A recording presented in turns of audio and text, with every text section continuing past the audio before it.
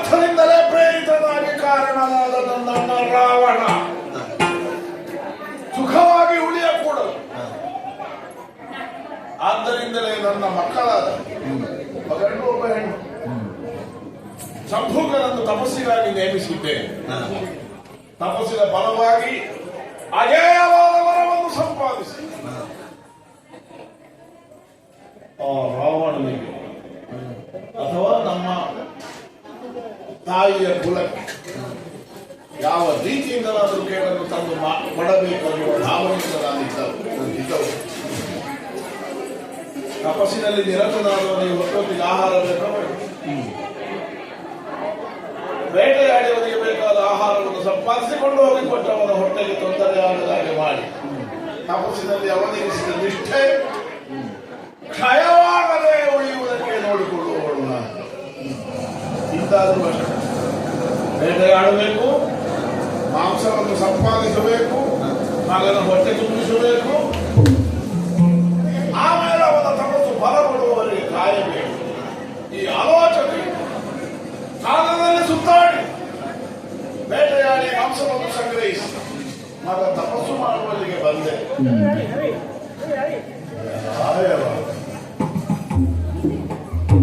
ಯಾವ ಶುಭ ಫಲವನ್ನು ನಿರೀಕ್ಷಿಸಿ ನಾನು ಕಾಯುತ್ತಿದ್ದೇನೋ ಅದಕ್ಕೆ ಯಾವನು ಕಾರಣವಾಗುವವನು ಅದನ್ನ ಮಗ ಶಂಭೂಕ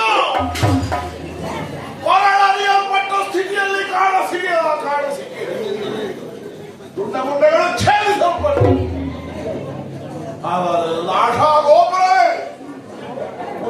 ರುಜುಗಳಾಗಿ ಹೋಯಿತ. ಕರದೂಷಣ ತ್ರಿಶಿರಲೆ ಮೊದಲಾದಂತಹ ಸಹಸ್ರ ಸಂಖ್ಯೆಯ ರಕ್ಕದ ನಮ್ಮ ರಕ್ಷಣೆಗಾಗಿದ್ದಾರೆ. ಅವರಿಗೆ ಅಬದ್ಧ ಸಂಘಟಿಸಲ್ಪಡುವುದರ ನನಗೆ ಚೆನ್ನಾಗಿ ಗೊತ್ತಾರೆ. ಹಾಗಾದರೆ ಯಾರು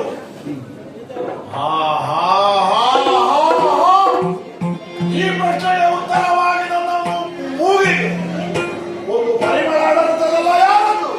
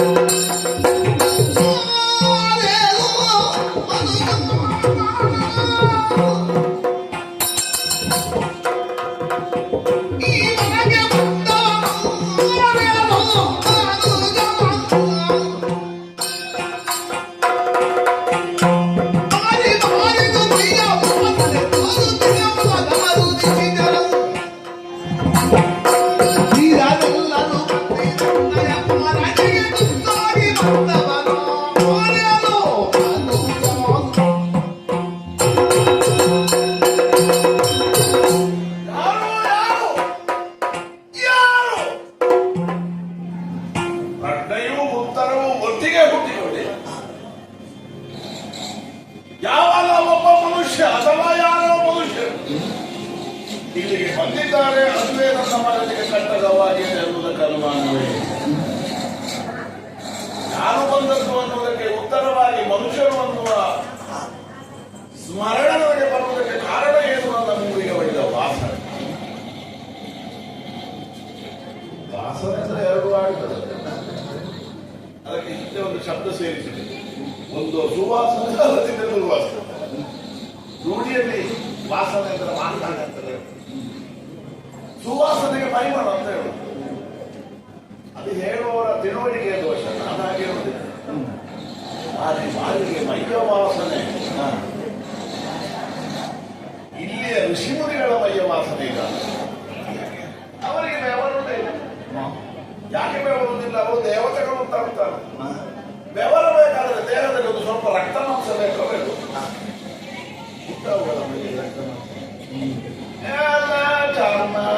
ಎಲ್ಲಿ ಅಂಟಿಕೊಂಡಿದೆ. ನಿತ್ಯ ತಣ್ಣೀರಿನಲ್ಲಿ ಸ್ನಾನ ಮಾಡಿ ಹೊಗೆ ಮುಂದೆ ಕುಳಿತು ಮಂತ್ರ ಹೇಳಿ ಹೇಳಿ ಚಾಪ ತೊಗಲು ಎಲ್ಲ ಒಂದೇ ಆಗಿದೆ. ಅವರ ಮೈಯ ವಾಸನೆ ಯಾರೋ ಹೃಷ್ಟಪುಷ್ಟವಾಗಿ ಬೆಳೆದ ಮನುಷ್ಯನ ಪರಿಮಳವೇ ಇರಬೇಕು. ಅದರಲ್ಲಿ ನನ್ನ ಅನುಭವ ಹೇಳ್ತದೆ, ಸ್ನಾನ ಮಾಡಿದ ಕೆಲವು ದಿವಸ ಆನಮಯ್ಯ ಪರಿಮಳವನ್ನು ಸುಖ ಉಂಟಲ್ಲ. ನಾನು ನಮ್ಮ ಜಾತಿಯವರು ಮಾಡುತ್ತೇವೆ. ಆದ ಕಾರಣವೇ ನಾವು ಇಷ್ಟೆಲ್ಲ ದಾಂಧಲೆ ಮಾಡುತ್ತಿರುವಂತಹ ಪಂಚವಟಿ ಪ್ರದೇಶದಲ್ಲಿ ಹರಿಯುವ ನದಿಯಾದ ನಿರ್ಮಲವಾದ ಜಲ. ಯಾಕೆ ನಾವು ಅದಕ್ಕೆ ಹಿಡಿಯುವುದಿಲ್ಲ? ನಾವು ನೀರು ಕುಡಿಯುವುದಕ್ಕೆ ಮಾತ್ರ ಇದು ಸ್ನಾನಕ್ಕಾಗಿ ಹಿಡಿಯುವುದಿಲ್ಲ. ಕೆಲವು ದಿವಸಗಳಿಂದ ಸ್ನಾನ ಮಾಡದೇ ದಷ್ಟಪುಷ್ಟವಾದಂತಹ ಶರೀರವನ್ನು ಹೊಂದಿದೆ. ಯಾರೋ ಮನುಷ್ಯರು ಮುಂಜನ ಸ್ಥಾನದತ್ತ ಬಂದಿದ್ದಾರೆ ಅನ್ನೋದು ಸ್ಪಷ್ಟ. ತೋರುತ್ತಿದೆ ಹೊಸ ಕ್ರಮ ಮರಳಿ ಬಂದದ್ದು ನಮಗಲ್ಲದಿದ್ದರೂ ಮನುಷ್ಯರ ಒಡನಾಟ ಕಡಿಮೆ. ಲಂಕೆಯಲ್ಲಿ ಇರುವವರೆಲ್ಲ ರಾಕ್ಷಸರು, ಅದರಲ್ಲೇ ಬೇರೆ ಬೇರೆ ವಿಂಗಡ ಪ್ರಭೇದಗಳು. ಉತ್ತರದಲ್ಲಿ ನಾಗರಿಕ ಪ್ರಪಂಚ ಉಂಟು. ಹೇಳುವುದು ಕೇಳಿದ್ದೆ, ನಾನು ಹೋಗಿರ್ಬೇಕಲ್ಲ ತಿರುಗಾಟಕ್ಕೆ, ನಾನು ಹೋಗಲಿಲ್ಲ. ನಾನು ಕಾಣೆ. ಹಾಗಾಗಿ ಮನುಷ್ಯರ ಮೈಯ ವಾಸನೆ ಅಪ್ಯಾಯಮಾನವಾಗಿ ಹೊಸದಾಗಿ ಕಂಡದ್ರಲ್ಲಿ ಆಶ್ಚರ್ಯ ಏನು? ಆದರೆ ಒಂದೊಂದು ಪ್ರಶ್ನೆ, ಹೊಸ ರುಚಿಯ ಒಂದು ಊಟ ನೋಡಿ ಒಂದು ಅರ್ಥವಾಗ್ತಾರೆ. ಆದ್ದರಿಂದ ನನ್ನ ಒಡನಾಡಿಗಳಾದಂತಹ ನಿಶಿತರ ವೀರರೆಲ್ಲರೂ ಆಗಮಿಸಿ ಬನ್ನಿ ಬನ್ನಿ ಬನ್ನಿ ಬನ್ನಿ. ಇವತ್ತು ನಮಗೊಂದು ಪಾರಣೆ ಒದಗಿ ಬಂದಿದೆ. ಪಾರಣೆ ಪಾರಣೆ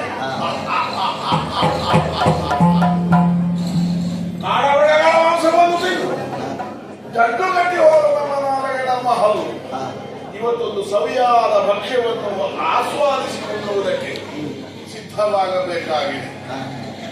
ಆದರೆ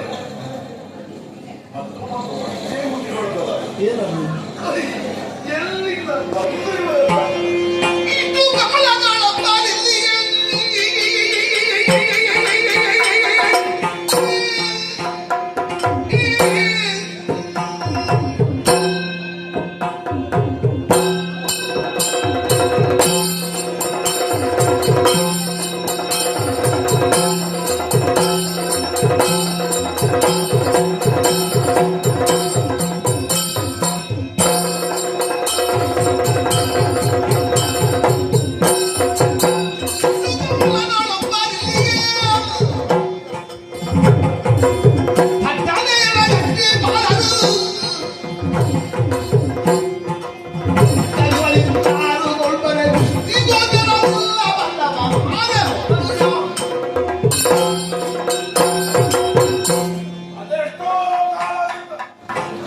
ಪಂಚವಟಿ ಪ್ರದೇಶದಲ್ಲಿ ವೀರ ವಿಹಾರ ಮಾಡುತ್ತಿರುವವರು ಈ ಶೂರ್ಪನ ಕಾಲೆ. ಬೆಟ್ಟದ ನಮ್ಮವರೇ ಹೊಗಳಿಕೆ ಅಂತ ಹೇಳುವುದು ಕೇಳಿದೆ. ನಡೆದು ಬರುವಾಗ ನೆಲ ತಗ್ಗಿ, ನಡೆದು ಬರುವ ಬೀಸುವಿಕೆಗೆ ಪರ್ವತ ಉದುರಿ, ಅಂತಹ ಬರೋಣ, ಅಂತಹ ದೇಹ, ಅಂತಹ ಬೀಸು ನಡಿ ಇವುಗಳನ್ನು ಕಂಡರೆ ನಮ್ಮ ಜಾತಿಯವರೇ ಹೆದರಿಸಾಯ್ತು. ನಾನು ಇದ್ದೇನೆ ಅನ್ನೋ ವರ್ತಮಾನ ತಿಳಿದರೆ ನಾನಿನ್ನು 12 ರಾಶಿಗೆ ಅಂತದ್ರಲ್ಲಿ ಯಾರೋ ಒಬ್ಬ ಬಂದಿದ್ದಾನೆ ಅಂತ ನಾವು ವಿಸ್ಮಯ ಆಗದೇ ಇದ್ದೀವಿ. ಕಟ್ಟದೆ ನನಗಲ್ಲಿ ಇದ್ದಾಳೆ ಅನ್ನೋ ವರ್ತಮಾನ ಕೇಳಿದ ಕಾರಣದಿಂದಲೇ ಇಲ್ಲಿಗೆ ಕಾಲಿರಿಸದೇ ಇರುವ ಮಂದಿಗಳಿಗೆ ಇದ್ದಾರೆ ಎನ್ನುವ ಕಾರಣಕ್ಕಾಗಿ ಈ ಕಾಡನ್ನು ಬಿಟ್ಟು ಹೋದ ಋಷಿಮುನಿಗಳಿಗೆ ಬದುಕಾಟ ಮಾಡಿಕೊಂಡಿದ್ದಾರೆ. ಹಾಗಾದರೆ ಶೂರ್ಪನಖಾದೇವಿ ತನ್ನ ಸಂಗಡಿಗರೊಂದಿಗೆ ಇಲ್ಲಿ ಸಂಚರಿಸುತ್ತಿದ್ದಾಳೆಂದು ವರ್ತಮಾನ ತಿಳಿದಿದ್ದು ಕರ್ನಾಟಕಕ್ಕಾಗಿ ತಿಳಿದಿರಲೇಬೇಕ. ಇಲ್ಲಿ ಆಗಮಿಸಿದ್ದಾರೆ ಎಂದಾದರೆ ಅವರು ಯಾರಿರಬಹುದು ಅನ್ನುವಂತಹ ಕುತೂಹಲ, ಅವರ ಧೈರ್ಯವೇ, ಅಪ್ಪ ಅವರ ಗುಂಡಿಗೆ ಅನ್ನುವ ವಿಸ್ಮಯ ನನ್ನನ್ನು ಕಾಡುವುದಕ್ಕೆ ತೊಡಗಿ. ಯಾವನೋ ಒಬ್ಬ ಕೇಳಿದ ನನ್ನ ಕಾಡಿನಲ್ಲಿ ಒಬ್ಬನೇ ಸಂಚರಿಸುವಾಗ ನಿನಗೆ ಹುಲಿ ಎದುರಾಗಿ ಬಂದರೆ ಏನು ಮಾಡ್ತೀನಿ? ನಾನೆಂತದ್ದು ಮಾಡಲಿಕ್ಕಿಲ್ಲ, ಮಾಡುವುದಿಲ್ಲ. ಮಾಡಿದ್ರೆ ಹುಲಿಯೇ ಮಾಡಬೇಕಷ್ಟೇ ಅಂತ ಹೇಳಿದ್ದಾರೆ. ಅದು ಇಲ್ಲಿಗೂ ಅನ್ವಯ ಆಗಿದೆ. ಅಂತಹ ಕೆಚ್ಚು, ಅಂತಹ ಧೈರ್ಯ ಯಾವನಾದರೂ ಹೊಂದಿ ಜನಸ್ಥಾನವನ್ನು ಪ್ರವೇಶಿಸಿದರೆ ನನಗೇನಾಗಬೇಕು, ನನಗೆ ಏನು ಮಾಡುವುದಕ್ಕೆ ಅವನಿಗೆ ಸಾಧ್ಯ, ಮಾಡುವುದಿದ್ರೆ ನಾನೇ ಮಾಡಬೇಕು. ಹಾಗಾಗಿ ನನಗೆ ಅಪಾಯವನ್ನು ತಂದೊಡ್ಡಬಹುದು ಅನ್ನುವಂತಹ ಚಿಂತೆಯೋ ಕಳವಳೋ ನನ್ನನ್ನು ಕಾಡುವುದೇ ಅಲ್ಲ. ಅಪೂರ್ವವಾಗಿ ಒದಗಿ ಬಂದ ಶುಕ್ರಾಸ ಭೋಜನವನ್ನು ಸವಿಸಲು ಉಣ್ಣುವುದು ಹೇಗೆ? ಹೇಗೆ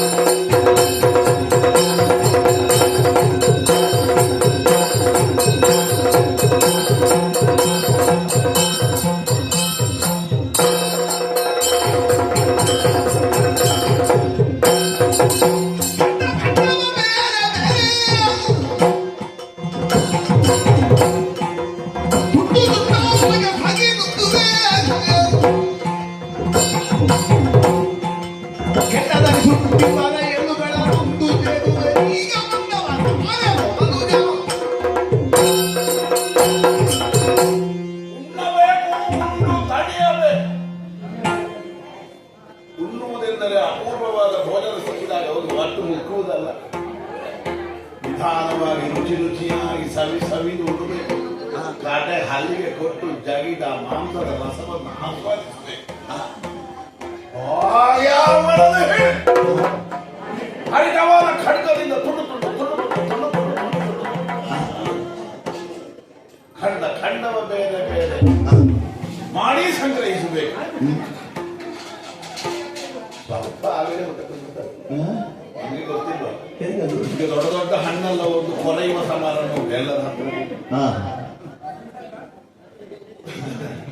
ಕೊರೆದ ಅದಲ್ಲ, ಬೇರೆ ಬೇರೆ ಮಾಡೋದಕ್ಕೆ ಸ್ವಲ್ಪ ಸ್ವಲ್ಪ ತಿಂದಾಗ ಹೌದು ರುಚಿ ನೋಡೋದು ಅಷ್ಟರಲ್ಲೇ ಹೊಟ್ಟೆ ತುಂಬಿ. ಇದು ಹಾಗೆ ನರ ಮನುಷ್ಯರ ಮಾಂಸದ ರುಚಿ ಗೊತ್ತಿಲ್ಲದೇ ಇದ್ದ ರುಚಿ ನೋಡುವುದಲ್ಲ,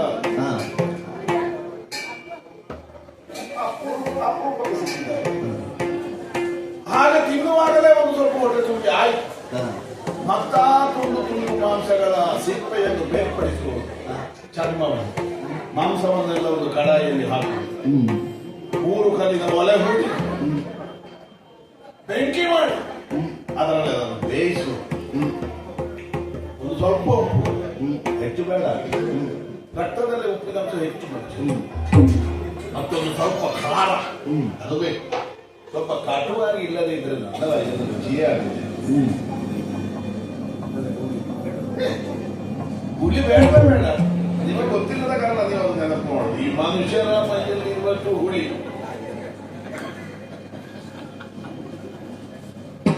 ಬೇರೆ ಯಾವ ಪ್ರಾಣಿಗೂ ಇಲ್ಲ. ಕೆಲವರಲ್ಲಿ ಹುಳಿ ಮಾತ್ರ ಇಲ್ಲ.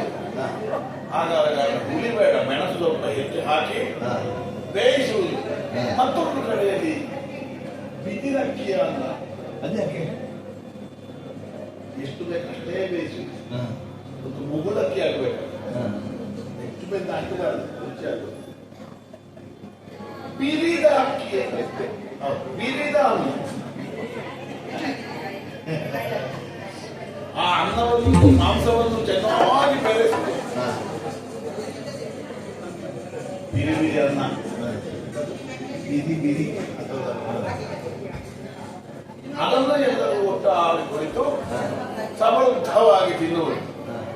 ಮತ್ತು ಒಟ್ಟಿಗೆ ನಿಂತುಕೊಳ್ಳುವುದಕ್ಕೆ ಮೊದಲೇ ಬೇರ್ಪಡಿಸಿ ಇಟ್ಟಿರಬೇಕು ಅವುಗಳ ಕಣ್ಣು ಮನುಷ್ಯ, ಅದರ ಉಪ್ಪಿನಕಾಯಿ. ನಿಮ್ಮ ಬೆಟ್ಟದ ನೆಲ್ಲಿಕಾಯಿ ಉಪ್ಪಿನಕಾಯಿ ಸೋಲಬೇಕು, ಮನುಷ್ಯರ ಕಣ್ಣಿನ ಉಪ್ಪಿನಕಾಯಿ ಸ್ವಲ್ಪ ಇಲ್ಲ ಸಾಕು.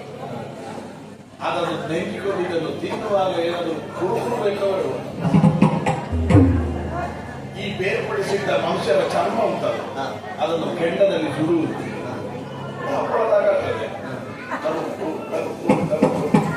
ಅದನ್ನು ತಿನ್ನುತ್ತಾ ಹೊಟ್ಟೆ ಹೊಡೆಯುತ್ತಾ ಆಗ ತಾನೇ ಕೆಳಗಿಳಿಸಿ ಬಗಲಿವರದ ಹೆಣ್ಣವನ್ನು ಕುಡಿಯುತ್ತಾ ಸಮೃದ್ಧವಾದಂತಹ ಆಮೇಲೆ ಉಳಿದದ್ದು ಮಾಂಸದಿಂದ ಪ್ರತ್ಯೇಕಿಸಿದ ಎಲುಬು. ಅದು ಪ್ರಯೋಜನ ಇಲ್ಲ. ಮಾಂಸ ತಿಂದು ಗೊತ್ತೇ ಇಲ್ಲ. ನೀವು ಇವತ್ತು ನಮ್ಮೊಟ್ಟಿಗೆ ಊಟಕ್ಕೆ ಬನ್ನಿ. ಕೆಂಡವನ್ನು ನಿಗಿ ನಿಗಿಯಾಗಿ ಮಾಡುವ ಹಾಗೆ ಮಾಡಿ ಅದರಲ್ಲಿ ಈ ಎಲುಬುಗಳನ್ನು ಸುಡಬೇಕು. ಆಮೇಲೆ ಅದರ ಕಡೆ ಹಲ್ಲಿಗೆ ಬಿಟ್ಟು ಜಗಿಯಬೇಕು. ಆಗ ಎಲುಬಿನ ಮಧ್ಯದಲ್ಲಿ ನಿಮ್ಮ ಭಾಷೆಯಲ್ಲಿ ಹೇಳಿದ್ರೆ ನೆಣ ಅನ್ನುವ ಪದಾರ್ಥ ಬರ್ತದೆ. ಜಗಿ ಜಗಿ ಇದನ್ನು ಕಚ್ಚಿ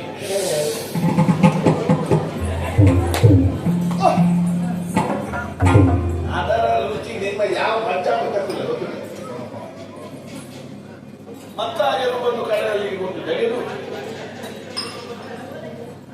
ಉಳಿದದ್ದೆಂತದ್ದು ಮತ್ತೆ ಸೋಲಿನ ರಕ್ತ ಅದಾಗ ಹದವಾಗಿ ತಂಪಾಗಿ ಗಟ್ಟಿಯಾಗಿರ್ತದೆ.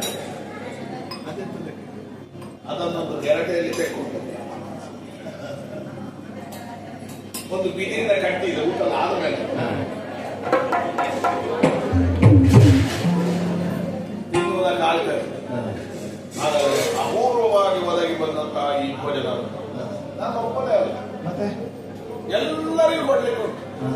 ಸಮಾನವಾಗಿ ಹಂಚುವುದು ನನಗೆ ತಪ್ಪು. ಸಿಕ್ಕಿ ಅದೇ ಹೆಣ್ಣು ಮಕ್ಕಳಿಗೆ ವ್ಯತ್ಯಾಸ ಅದೇ. ನನಗೀಗ ಆಸೆ ಉಂಟು, ಹಸಿವೆ ಉಂಟು, ಎಲ್ಲ ಸಿಗಬೇಕಂತ ದುರಾಸೆ. ಎಲ್ಲರಿಗೂ ಹಂಚಿ ಹಂಚುವಾಗ ಸ್ವಲ್ಪ ಉಳಿಯುವಾಗ ಹಂಚು. ನಾನು ಇಟ್ಟುಕೊಂಡದ್ದು ಇಟ್ಟು ಅನ್ನುವಾಗ ನೋಡುವುದಕ್ಕೆ ನಮ್ಮವರು ಬರುವುದಿಲ್ಲ. ತೆಗೆದಿಟ್ಟು ಹಂಚಿದಲ್ಲ, ತೆಗೆದಿಟ್ಟು ಹಂಚುದಲ್ಲ, ಉಳಿಯುವಾಗ ಹಂಚು. ಅದೊಂದು ಬುದ್ಧಿವಂತಿಗೆ. ಬೇಕಾದ್ರೆ ಹೋಗ್ಬೇಕಲ್ಲ ಬರ್ಲಿಕ್ಕಿಲ್ಲ, ಕೇಳುವುದು ಬೇಕಾದಷ್ಟು ಬಡಿಸಿದಾಗೂ ಆಯಿತು, ನಾವು ಉಳಿದಾಗೂ ಆಯಿತು. ಹೀಗೆ ಅವರನ್ನೂ ಸಂತೃಪ್ತಿ ಪಡಿಸಿ ನಾನು ಸಂತೃಪ್ತಳಾಗುವಂತೆ ಊಟ ಮಾಡಬೇಕಾಗಿ ನಿಮಗೂ ಕೊಡ್ತೇವೆ. ಆದರೆ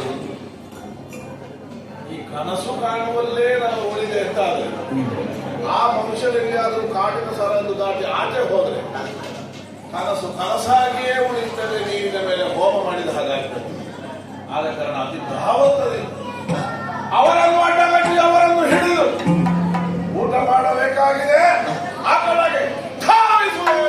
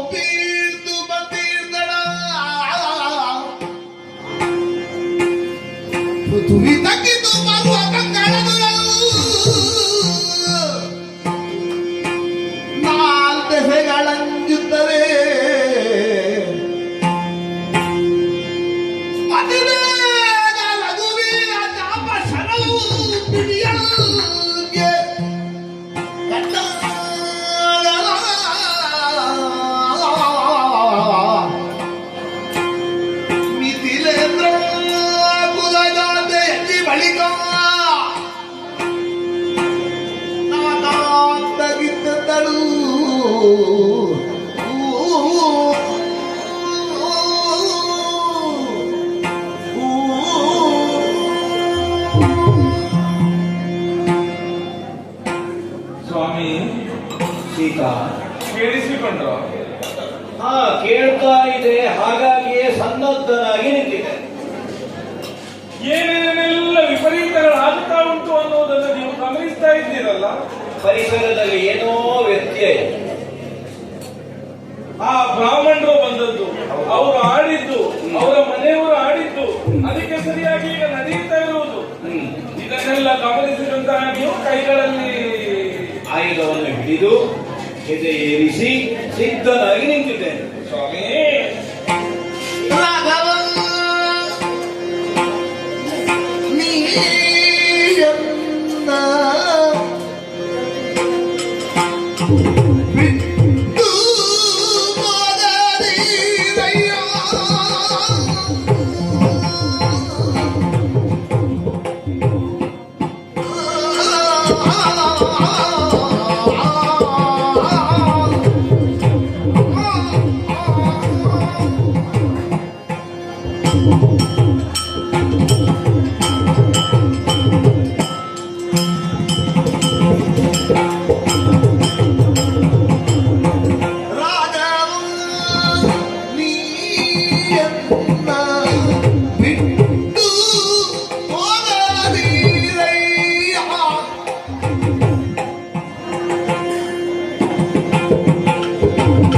ಈಗ ಹನ್ನೆರಡು ದ್ರಾಕ್ಷಿ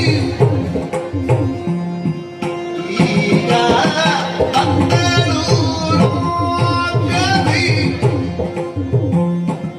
ಕೂಗುತ್ತಾಳೆ ಅದು ಬಡಿಸಿ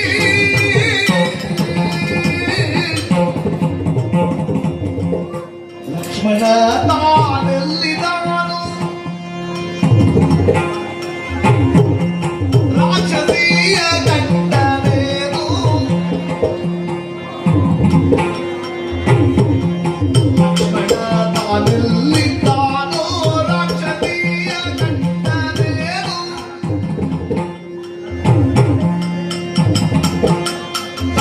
ಸಾಕ್ಷಿತ್ಯವಿಲ್ಲದೆ ನಮ್ಮ ಪಕ್ಷಿಗಳು ನೋಡಿ ನೀವು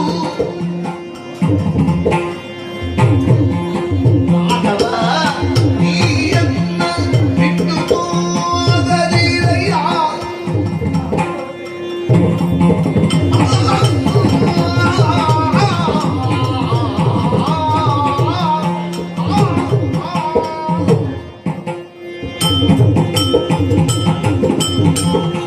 ಸ್ವಾಮಿ, ದೇವಿ, ಆ ಹೊತ್ತು ನೀವು ನನ್ನ ತಂದೆ ಇದ್ದಂತಹ ಪಣಕಣಗುಣವಾಗಿ ಕೈಯಲ್ಲಿ ಧನುರನ್ನು ಏರಿಸುವಾಗ ನನ್ನ ಮನಸ್ಸು ವಿಲವಿಲ್ಲದೆ ಒದ್ದಾಡುತ್ತಾ ಇತ್ತು ಸ್ವಾಮಿ.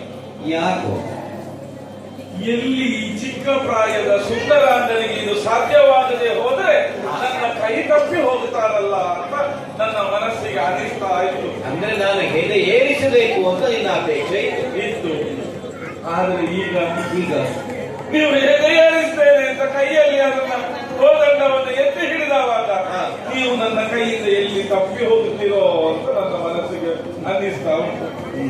ನನ್ನ ಕೈಯಿಂದ ತಪ್ಪಿ ಹೋಗಬಾರದು ಅನ್ನುವ ಭಾವನೆಗಾಗಿ ಆಗ ಭಯ. ಈಗ ನನ್ನ ಕೈಯಿಂದ ತಪ್ಪಿ ಹೋಗುತ್ತೀರೋ ಅನ್ನುವ ಕಾರಣಕ್ಕಾಗಿ ಭಯ. ಯಾಕೆ ಅಂತ ಕೇಳಿದ್ರೆ